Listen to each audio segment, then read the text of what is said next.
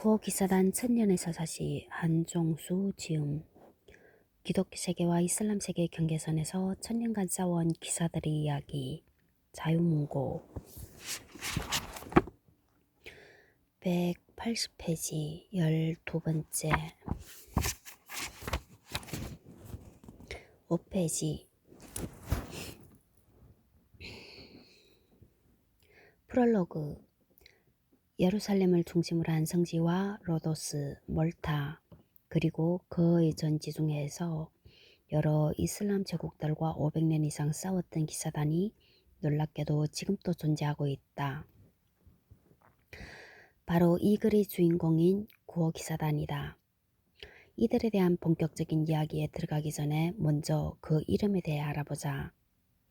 구호 기사단의 정식 명칭은 성 요한의 예루살렘과 로도스와 몰타의 주권 군사 병원 기사단 인데 누가 보아도 이 정식 명칭을 쓰기에는 너무 길다. 그들의 신조는 라틴어로 인데 신념의 수호와 가난한 이들에 대한 도움을 의미한다. 신념의 수호, 가난한 이들에 대한 도움. 신조가 보여주듯이 이들은 병든 이들을 구호하기 위해 창단되었고 병원과 순례자들을 지키기 위해 군사적인 성격을 가지게 되었다. 이런 이유 때문에 이 책에서는 구호 기사단이라는 명칭을 택했다. 참고로 영어로는 보통 Knights of Hospitaller 라고 한다. 정식 명칭에서 보듯이 구호 기사단은 예루살렘과 로도스, 몰타를 본거지로 가지고 있었고 과거 근거지의 이름을 따서 몰타 기사단이나 로도스 기사단으로 도 널리 알려져 있다. 하지만 이렇게 근거지의 이름을 쓴다면 천년에 달하는 기사단의 역사 전체를 다루는 이 글과는 맞지 않겠다는 점이 구호 기사단이라는 이름을 택한 두 번째 이유이다. 우리나라에 나온 책들에서는 구호 기사단 외에도 성요한 기사단, 병원 기사단, 호스피탈러, 호스피털 기사단 등 번역자의 기호에 맞는 이름을 쓰고 있다. 참고로 일본에서는 보통 성 요한의 기사단, 중국에서는 A1 기사단이라고 한다. 구호 기사단은 정식 단원인 기사들로는 한 분도 2,000명을 넘지 않은 작은 조직이었다. 하지만 그들은 파티마족 이집트, 아이오브 제국, 맘루크 이집트, 티무르 제국, 오스만 제국 등 쟁쟁한 이슬람 제국들을 상대로 수많은 전투를 치렀고 특히 로도스와 몰타에서는 거의 단독으로 거대한 오스만 제국을 상대로 역사적인 승리를 거두었다. 또한 대부분 조연이긴 했지만 스미르나 십자군, 키프로스 십자군, 코소보 전투, 니코폴리스 십자군, 튀니스 공략전, 프레베자 해전, 알제리 원정, 미디아 공략, 제르바 원정,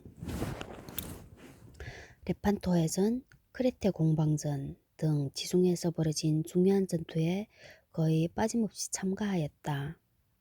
그 과정에서 지금의 국경 기준으로 보면 이스라엘, 시리아, 레바논, 터키, 그리스, 이집트, 리비아의 일부와 몰타 전부, 심지어 카리브해의 몇 개 섬까지 지배하여 무려 4개 대륙의 영토를 지녔던 당당한 주권 국가이기도 하였다.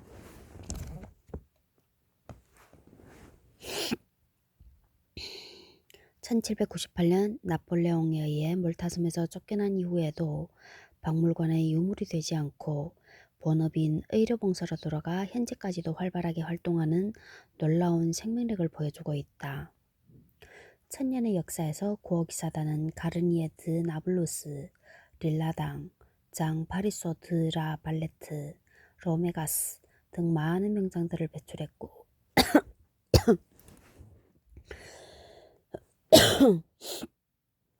이탈리아의 대화가 카라바조, 마티아 브레티와 스페인의 극작가 로페 데 베가 등 위대한 예술가들도 기사단을 거쳐갔다. 로마노프와 호헨촐렌은 하노버 등 쟁쟁한 유럽의 왕가와도 관계를 맺었고 프랑스와 러시아 해군의 성장에 큰 도움을 주기도 하였다.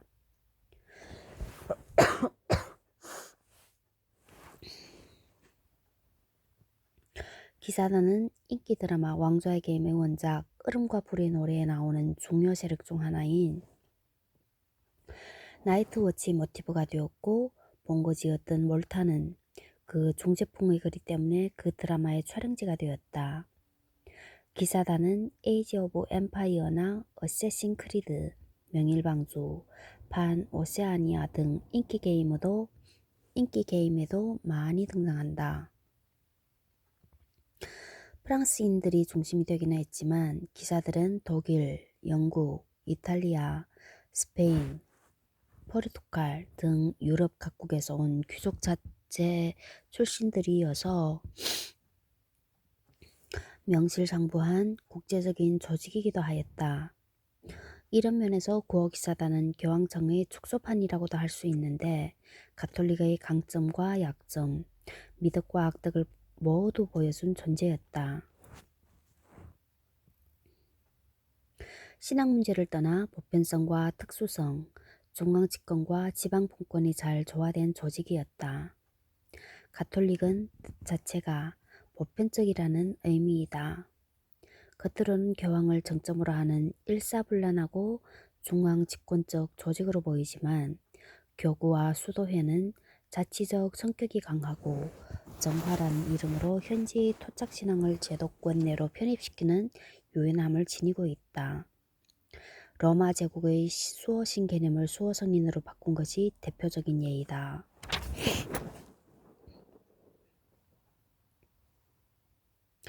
이런 면모 덕분인지 가톨릭은 현존하고 있는 조직 중 가장 오래된 존재가 되었다. 경영학의 태두인 피터 드러커도 가톨릭 조직의 우수성에 대해 높이 평가한 바 있을 정도다. 나라나 조직을 처음 만드는 이들은 누구나 영속을 바라지만 100년 가는 조직도 무척 드물다. 천년 역사를 자랑하는 기사단이니만큼 이른 조직관리 관점에서 바라보아도 나름의 재미를 느낄 수 있을 것이다. 1000년이 넘는 장구한 세월 동안 그리스도교와 이슬람 두 세계가 죽기 살기로 싸워온 사실은 잘 알려져 있고 이를 다룬 책도 많이 나왔지만 구어기사단만큼 일관되게 최전방에서 싸운 조직은 없다. 따라서 부족하긴 하지만 이 책을 읽으면 지금까지 이어지고 있는 두 세계의 천년전쟁을 상당 부분 알 수 있을 것이라고 자부한다. 물론 구어기사단은 십자군과 종세가 남긴 마지막 유물이라고 할 정도로 시대착오적인 조직이었으면 틀림없다. 그럼에도 성지를 떠난 후에는 말에서 내려 배를 탔고 이슬람 교도를 상대로 한 해적질과 해선에서도 인류의 모습을 보였다. 새로운 축성법이나 장비의 도입에는 언제나 열심이어서 여러 차례에 걸친 수성전을 훌륭하게 치러냈으며 당시 세계 최대의 거함이었던 산타아나호를 건조하여 운영한 선진적인 면모도 과시하였다. 어느 면으로 봐도 구어기사단이 흥미로운 역사를 가진 조직임에 틀림없는데 안타깝게도 우리나라에서는 시오노 나나미의 반소설인 로도스 섬 공방전을 제외하면 구어기사단의 역사를 다룬 전문적인 책은 없는 실정이다. 그조차도 한 시대만 다루고 있을 뿐이다. 댄 브라운의 다빈치 코드의 영향력 때문인지 오히려 200년 만에 없어진 성전기사단에 대한 책이 더 많이 나왔다. 부족하지만 구어기사단의 천년 역사에 감히 도전하고자 하니 강호재연의 많은 응원과 충고를 기원하는 바이다. PS 십자군 시대가 1 내지 3장을 차지하고 있는데 필자조차도 가끔 헷갈릴 만큼 다양한 세력이 참가한 시대였습니다. 181페이지면 몇 장이지? 아직도 3장이네.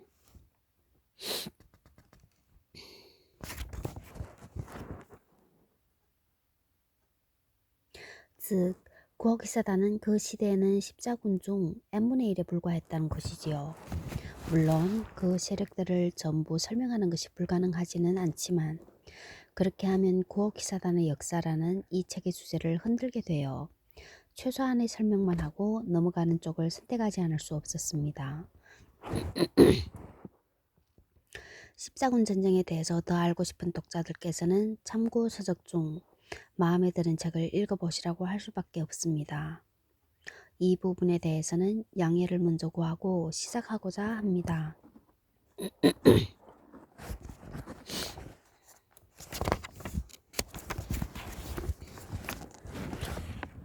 585페이지 기사단의 영역. 천년 역사 동안 기사단은 보유했던 영토와 영지, 성, 병원, 그리고 전적지에 대해서 간략하게나마 알아보도록 하자. 기준은 현재 존재하는 국가로 하였다. 물론 기사단이 여기에 기록된 공간들을 모두 한꺼번에 보유했던 것은 아니다.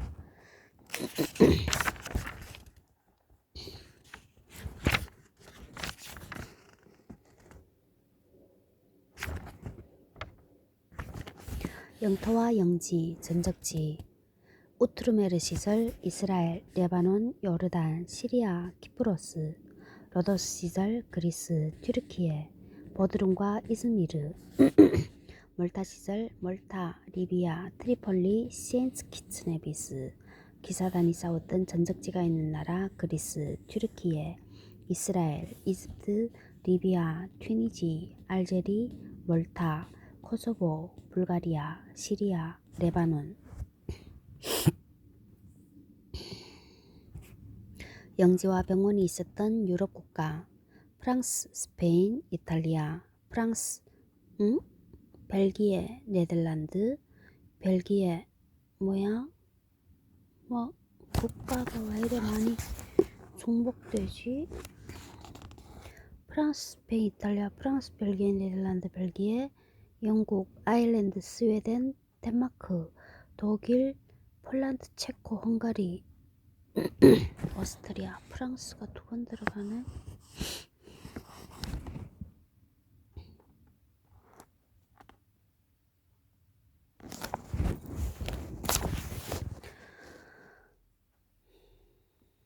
(180페이지) 3장 성지에서 물러나는 기사들. 두 군대는 1260년 9월 3일 나자렛 북은 아인 잘루트에서 충돌했는데 압도적인 수적 우위를 활용한 맘루크군이 대승을 거두었다. 몽골군은 거의 전멸하다시피 했고 키트 부가는 포로가 된 다음 처형당했다. 며칠 후 다마스쿠스가 맘루크군에게 넘어갔고 시리아에서 몽골군은 쫓겨날 수밖에 없었다. 말 그대로 연승을 거듭했던 몽골의 첫 패배였다. 몽골의 첫 패배는 시리아에서? 그들의 세력은 이후 메소포타미아와 페르시아에서 더 나아가지 못하게 되었고 이슬람 세력의 서쪽 절반은 구원을 받았다. 아인잘루트 전투 직후에 바이바르스는 쿠투즈를 암살하고 10월 24일 스스로 술탄 자리에 올랐다. 그는 유능한 데다가 육체적으로도 강인한 타고난 지도사였지만 무척 잔인한 인물이었고 시리아와 레반트 전체의 지배를 원했다. 이러한 인물이 이집트의 술탄이 되었다는 것은 그 자체로 십자군 세력들에게는 아주 큰 위협이 아닐 수 없었다.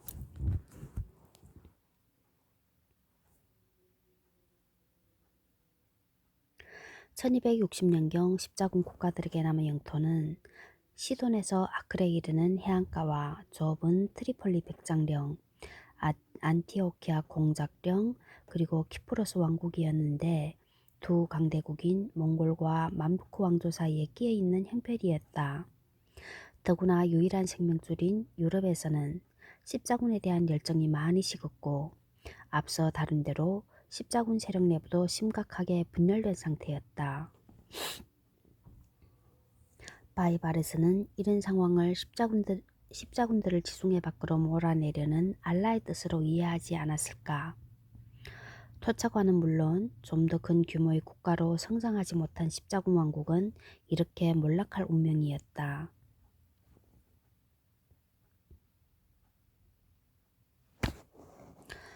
또 하나의 격변이 그 다음 해인 1261년에 완전히 다른 세력에 의해 일어났다. 제노바의 강력한 지원을 받은 니케아 제국의 팔레올로고스 가문이 라틴 제국을 붕괴시키고 허약하긴 하지만 동로마 제국을 다시 세운 것이다. 하지만 이 사건이 우트르메르에 미친 영향은 제한적이었다. 다만 전통적으로 제노바와 가까운 구어기사단 입장에서는 배후가 든든해졌다는 것은 사실이었다. 181페이지 카이로 군사박물관에 서 있는 바이바르스의 형상 바이바르스의 연전연승 아인잘투르 전투의 승자인 맘루크군은 시리아를 접수한 다음 다시 창끝을 십자군 국가로 돌렸다. 새로운 대규모 십자군의 가능성도 희박해진 상황에서 지역 영주들과 3대 기사단만이 이 지역을 지키는 최후의 보루였다.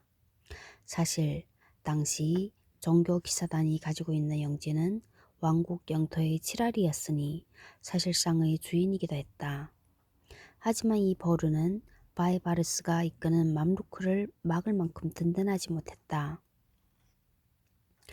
구어기사단의 레벨 총장은 1277년까지 재임했는데 재임 기간 20년은 말 그대로 혹독한 시련의 연속이었다. 1263년에 바이바르스는 아크레를 포위 공격했지만 성공하지 못했다.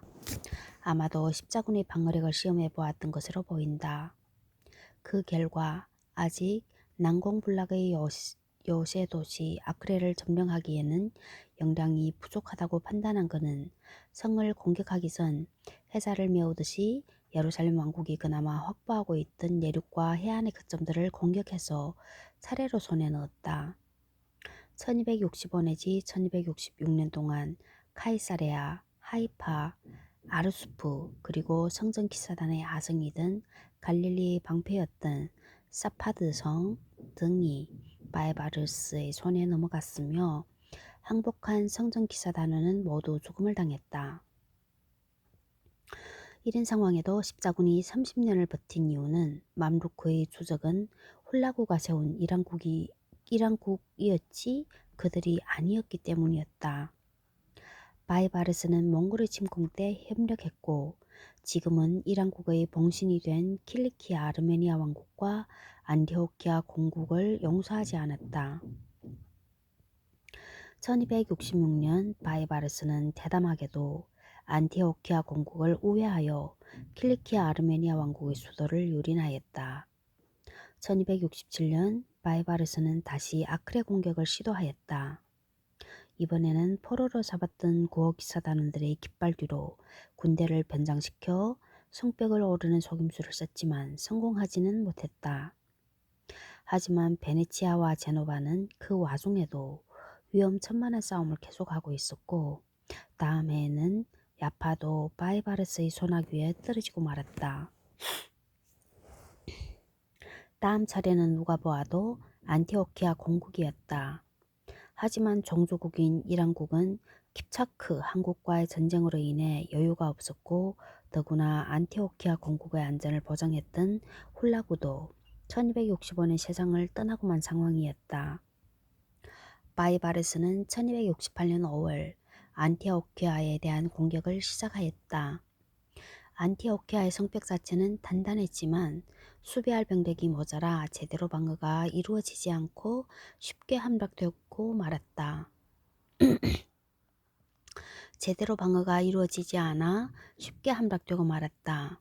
그 후 일설에 의하면 4만 명의 그리스도교가 학살당하고 10만 명이 노예로 잡혔다고 하나 당시 안티오키아 인구를 감안할 때 상당히 과장된 숫자일 것이다. 그러나 이슬람 연대기 작가들조차 기급할 정도로 엄청난 수의 주민이 학살당하고 나머지는 노예로 팔려나갔으면 확실하다. 이렇게 예루살렘보다도 먼저 세워졌던 십자군 국가였던 안티오키아 공국은 허무하게 사라져 버렸다. 이후 안티오키아라는 도시는 예전의 영화를 영원히 되찾지 못하고 지방 도시로 전락하고 만다. 설상가상으로 우트르메르는 경제적으로도 궁지에 몰렸다. 몽골의 등장으로 중국 본토까지 연결하는 무역로가 몽골 제국의 영토를 벗어나지 않은 채 흑해에서 아시아 대륙의 동단까지 이동할 수 있게 되었기 때문이다.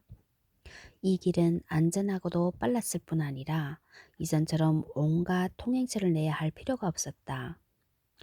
따라서 흑해 연안의 항구들은 비단을 비롯한 중국 본토의 상품들을 실은 유럽행 선박들로 활기를 띠기 시작하였다. 콘스탄티노플도 흑해와 지중해를 잇는 유일한 길목인 보스포루스 해협을 끼고 있기에 많은 이익을 보았다. 그 결과 아크레와 트리폴리 등 십자군 도시들도 경제가 확연하게 침체되기 시작하였다.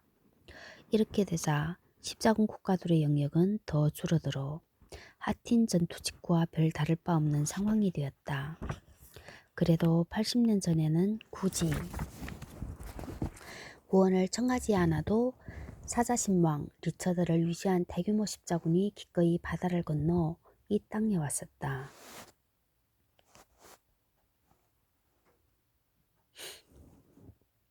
그러면 이때는 어떠했을까? 184페이지 8구차 십자군의 실패와 크라크 대 슈발리에의 함락. 한마디로 말하면 유럽의 주요 국가들은 내부 사정으로 인해 직접 도움을 줄 수가 없는 상황이었다. 특히 신성 로마 제국의 경우 호헨슈타우펜 왕조의 마지막 황제 콜라드 4세, 예루살렘 국왕으로는 콜라드 2세가 1254년에 세상을 떠난 이후 정치적 혼란기가 도래했는데 이를 대공위 시대라고 부른다. 이 시기에는 독일 내부는 물론 유럽의 국왕과 유력 제후들이 저마다 자신의 우호 세력을 신성 로마 제국 황제 자리에 앉히려고 했고 교황청마저 개입하여 유럽 전체가 정치적으로 아주 혼란한 상황이었다. 여기에다가 이전 십자군의 괴멸로 인해 많은 제후와 기사들 그리고 국왕들은 십자군에 대한 열애를 보이지 않았다. 그나마 십자군을 편성할 가능성이 가장 높은 국가는 아무래도 루이 9세가 건재한 프랑스였다. 다행히 동생 샤를이 프리드리히 2세의 죽음 이후 취약해진 호헨슈타우펜 왕조를 무력으로 몰아내고 시칠리아를 차지한 다음 그 섬의 왕이 되었다. 따라서 든든한 발판이 생긴 상황이었던 것이다. 더구나 내장의 성공으로 재정적으로도 풍족해진 루이 9세는 다시 십자군을 일으켰다. 그의 목표는 놀랍게도 변방이라고 할 수밖에 없는 튜니스였다. 물론 튜니스는 시칠리아와 인접해서 쉽게 보급을 받을 수 있다는 장점이 있기는 했지만 성지와는 너무 거리가 멀었다. 어쩌면 루이 9세는 이제 예루살렘 탈환은 불가능하다고 생각하고 프랑스와 시칠리아의 안전을 보장할 수 있는 튀니지 점령이라는 그답지 않은 현실적 결정을 했을지도 모른다. 어쨌든 루이 9세가 이끄는 십자군은 1270년 7월 18일 옛 카르타고 부근에 상륙하여 요새를 점령하고 튜니스 진군을 준비하였다. 8차 십자군이 이곳을 침공한 이유에 대해서는 지금도 학자들 사이에서 많은 논란이 있지만 이 글의 주제와는 거리가 있기에 이 정도로 정리하고자 한다.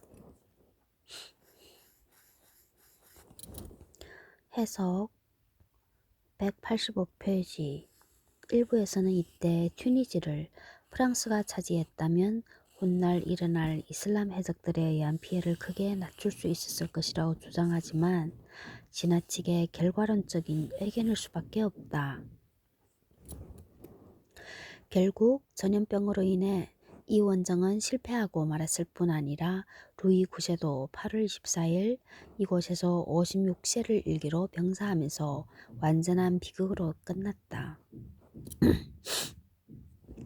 그의 마지막 유언은 예루살렘이었다. 뷰수습은 샤를이 맡았는데 이 원정은 끝까지 불운해서 폭풍으로 많은 배와 병사를 잃고 만다. 루이 9세는 1297년 성인의 지위에 올라 성왕 루이라고 불리게 된다.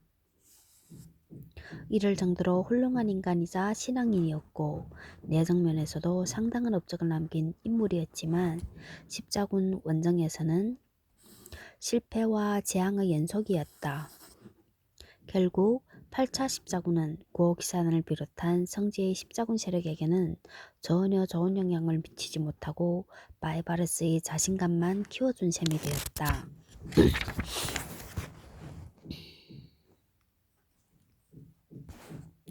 186페이지 루이 9세의 죽음을 묘사한 구스타브 도레의 판화.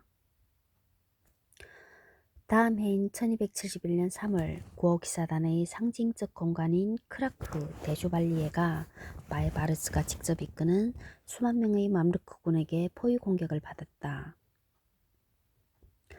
맘르크군에는 굴을 파고 성벽을 부수는 공성기를 운용하는 공병대도 다수 포함되어 있었다.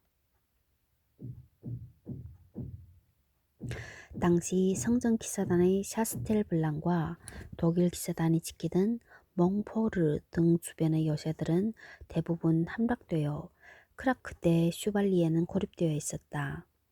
수비 병력은 약 2,000명, 그 중에 정식 단원은 10분의 1 정도였다.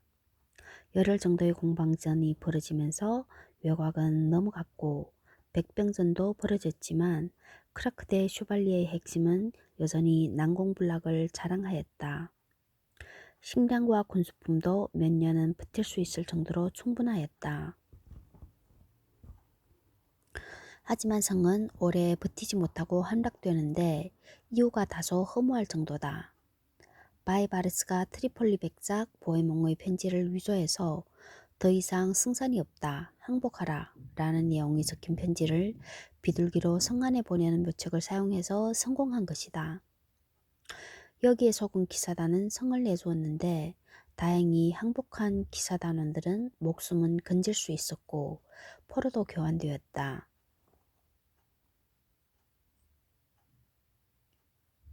그러나 기사단의 무사 철수를 전제로 한 협상의 결과로 성을 내주고 철수하였다는 주장도 강력한 설득력을 지니고 있다. 한 세기 이상 말 그대로 난공불락이던 요새가 이 정도의 속임수로 한순간에 넘어갔다고 보기 어렵기 때문이다. 당시 크라크테 슈발리에는 시리아 지역의 사실상 마지막으로 남은 십자군 거점이었다.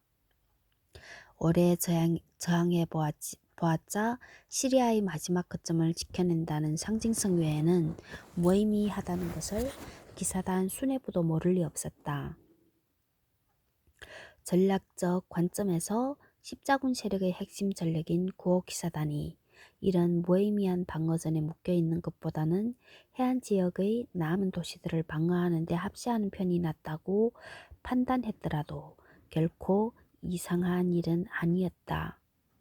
즉, 세력을 보존하여 해안 도시로 철수하기 위해 무사 철수를 조건으로 크라크대 슈발리아를 포기하고 물러났거나 속아 넘어가는 척하고 물러나는 것도 충분히 합리적인 판단일 수 있는 상황이었던 것이다. 당시 성을 내준 방어사령관 니콜라스 로그느가 6년 후 총장에 선출되었다는 사실은 이런 정황을 강력하게 뒷받침한다. 한편 완전히 고립되었다는 현실이 기사들의 사기를 저하시킨 것도 원인 중 하나였을 것이다. 물론 그동안 레벨 총장이 수수방관하지는 않았다. 무력으로는 승산이 없었기에 트리폴리에서 바이바르스와 협상을 했지만 무의미한 노력이었고 이렇게 127년 동안 빛났던 크라크대 슈발리아의 영광은 끝이 났다. 이후 이 성은 이슬람 세력들이 사용했고 보존 상태도 좋았지만 최근 시리아 내전으로 인해 많이 손상되었으며 복구가 진행 중이다. 이제 십자군에게 남은 땅은 철저하게 요새화된 아크레와 트리폴리, 토르토사 정도밖에 남지 않았고 고기사단에게 남은 대요새는 마르카브뿐이었다. 레벨 총장은 크라크 대 슈발리에의 함락 직전 이런 내용의 편지를 유럽의 지부장들에게 보내 구원을 요청하였다. 성지의 그리스도교인들은 사라센인들의 침략에 역부족인 상황이며 아크레의 방어조차 장담할 수 없는 실정입니다. 우리들은 매일 적들에게 압도되고 있으며 거의 속수무책이나 마찬가지라 할 것입니다. 야파는 1시간 만에 함락되었고 카이사리아는 든든한 성벽이 있음에도 불구하고 이틀도 버티지 못했습니다. 성전 기사단의 영예로운 사페드 성도 16일 만에 적의 손에 넘어갔습니다. 이렇게 완전히 궁지에 몰린 십자군에게 작은아마 위로가 되는 소식이 전해졌다. 크라크 대 슈발리에가 함락된 직후인 5월 9일 십자군에 대한 신념이 굳고 기사도적 미덕을 갖춘 잉글랜드의 에드워드 왕세자가 225명의 기사를 비롯한 1000여 명의 십자군을 이끌고 아크레에 도착했기 때문이다. 일행 중에는 리에주 대주교이자 에드워드 왕세자의 친구인 테오발도 비스콘티도 있었다. 하지만 그는 9월 1일 교황 그레고리우스 10세로 선출되어 성지를 떠날 수밖에 없게 된다. 당시 에드워드는 왕세자라지만 사실상의 실권자였고 루이 9세와는 달리 군사적 재능도 뛰어난 인물이었다. 이를 일부에서는 9차 십자군이라고도 하지만 규모가 너무 작기에 일반적으로는 제외되고 십자군 이야기를 쓴 시오노 나나미도 같은 입장이다. 하지만 이 글에서는 에드워드 1세와 그레고리우스 10세의 비중과 구독의 편을 위해 9차 십자군이라고 칭하기도 하겠다. 에드워드는 현지에 도착하자마자 가혹한 현실, 즉 성지와는 전혀 어울리지 않는 물질주의의 창궐에 질려버리고 말았다. 더구나 베네치아와 제노바 상인들은 기사단의 성들을 차례로 함락시키는 데 큰 공헌을 한 공성기를 만들 목재나 금속 부품 등 전략 물자들을 끄리낌 없이 팔았다. 뿐만 아니라 그들은 이집트의 노예시장에도 깊숙하게 개입하고 있었던 것이다. 그는 자신의 힘으로는 이 난국을 극복하기 어렵다는 사실을 알았지만 그래도 십자군으로 여기까지 온 이상 가만히 있을 수는 없어 공격에 나섰다. 그때 바이바르스는 수천 명의 그리스도교 피난민들이 모여있는 트리폴리를 포위하고 있었다. 바이바르스는 포위를 풀고 아크레로 향하였다. 에드워드는 병력이 적었기에 게릴라전을 선택했는데 나자렛을 기습하여 일시적으로나마 점령하는 성과를 거두기도 하였다. 얼마 후 잉글랜드와 키프로스에서 지원군이 도착하자 3대 기사단과 함께 夸쿰을 공격하여 에미르 1명을 비롯하여 이슬람군 1,500명을 죽이고 각종 가축 5,000두를 얻는 승리를 거두었다. 크지는 않지만 기사단 입장에서는 오랜만에 거둔 승리였다. 12월에는 아크레 공격을 시도하는 맘루크군을 격퇴하자 바이바르스는 트리폴리 공격을 포기할 수밖에 없었다. 상황이 이렇게 돌아가자 80년 전 사자신왕 리처드와 살라딘의 라이벌 구도가 재현할 가능성도 없지 않아 보였다. 바이바르스는 에드워드의 군사적 재능을 직감하고 10년간의 휴전이라는 타협을 선택하였다. 물론 여전히 압도적인 우위를 점하고 있는 그가 이런 선택을 했다는 것에 의구심을 가지는 이들이 많을 것이다. 하지만 그는 그 다음 암수를 썼다. 암살단에 의뢰하여 에드워드를 공격한 것이다. 독이 묻은 당금에 찔린 에드워드는 한때 심각한 중태였지만 결국 회복되었다. 그는 곧 왕위를 물려받아 에드워드 1세가 되었고 귀국하여 내정에서 성공을 거두었을 뿐 아니라 웨일즈와 스코틀랜드를 상대로 화려한 군사적 성과도 올렸다. 여담이지만 영화 브레이브하트로 유명한 윌리엄 웰레스를 잡아 죽인 장본인이 그였다. 브레이브하트.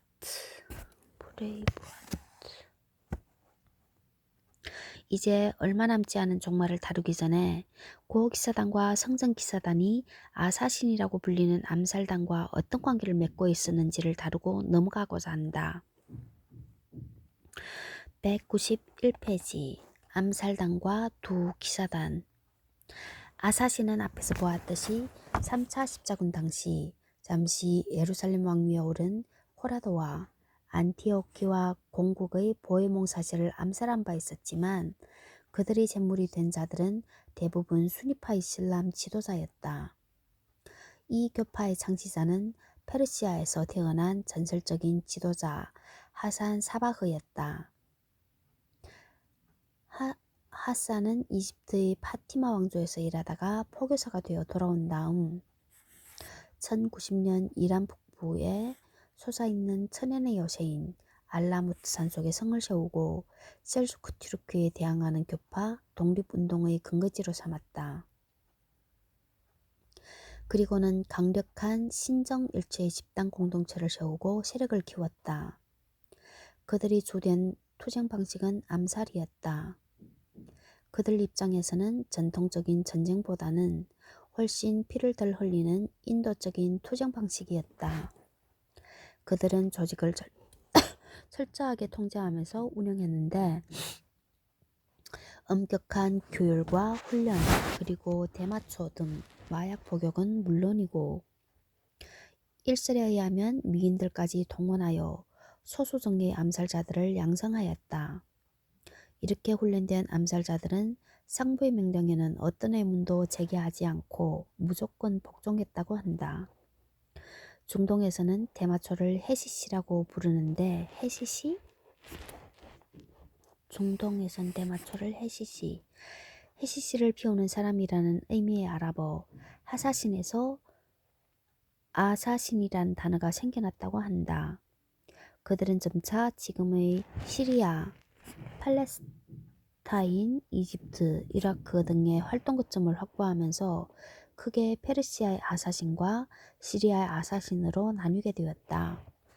특히 시리아의 아사신들이 1140년 마스아프 성을 차지하면서 마스아프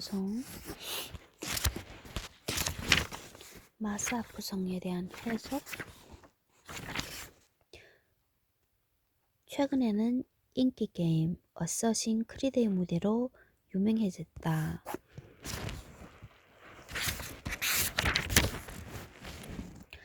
성전기사단 및 구어기사단과 이웃하게 된다.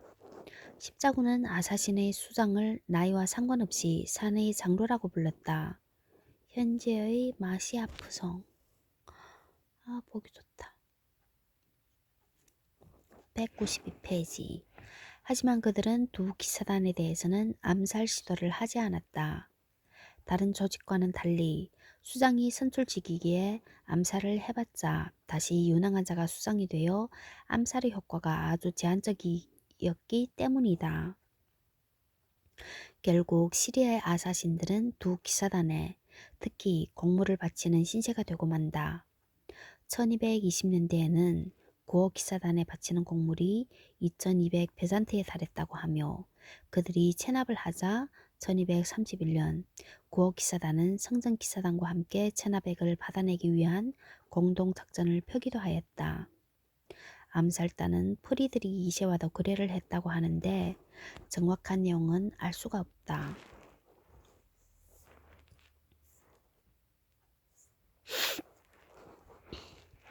이런 상하관계를 떠나 두 기사단과 암살단은 혈통으로 이어지는 승계구도가 아니며 준국가적 조직이자 소수 성례로 구성되었다는 공통점을 가지고 있다는 사실은 매우 흥미롭다.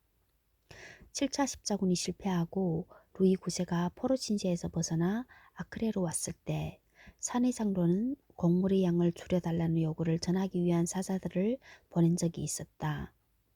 하지만 성전기사단 총장 르노 드비시에와 구호기사단 총장 샤토누가 그들을 만나 음악에 꾸짖었다. 왕의 명예를 더럽혔으니 아크레 앞바다에 버려지지 않는 것만으로도 다행인 줄 알라고 경고하였다.